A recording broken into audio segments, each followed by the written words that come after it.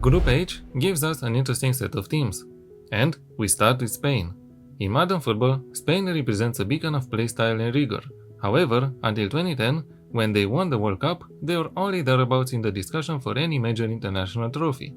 Ever since Pep Guardiola and his tactical revolution, though, Spain picked up steam and is setting trends in global football. And Turkey, Georgia and Bulgaria are their latest victims in the qualifiers, with Turkey being beaten 6-0 at home by La Roja. Luis de la Fuente is the manager, and he also had his own tactical revolution since he took over the national team.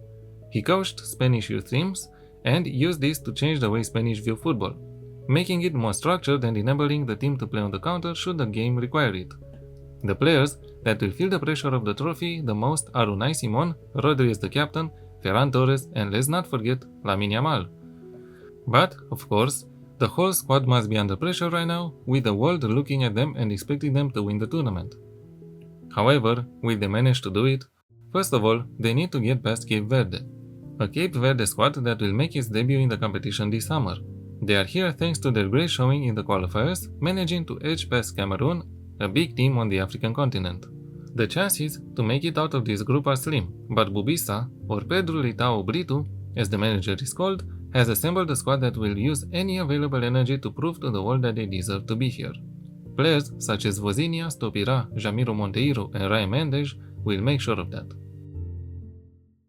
Saudi Arabia may host the tournament in 2034, but this time they need to make sure they obtain good results in this group to qualify further. Probably, contrary to common belief, Saudi Arabia is a nation that is used to participating in the World Cup, although sometimes it suffered major losses against big teams. But they also caused a major upset last time around, managing to win against Messi's Argentina, the eventual world champions. To be here, they had some nervy encounters with Jordan in the first group or Japan and Australia in the second one. They had to play an extra qualifying group stage to qualify against Iraq and Indonesia. As players, Georgios Donis relies on Mohamed Al-Wais, Saud Abdul Hamid, Salem Al-Dawsari, and Mohamed Kano to qualify further.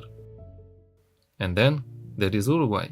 Even though the nation is renowned in the world of football, this time around, big names will not be present at the tournament, like Luis Suarez or Edinson Cavani.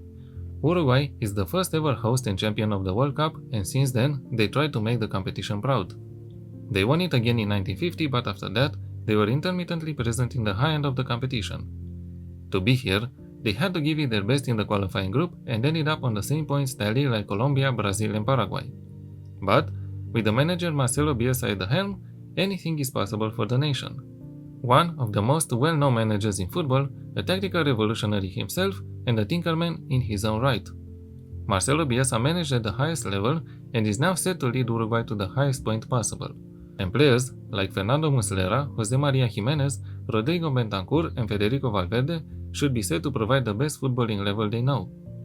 When one first looks at this group, Spain pops up as the clear favorites.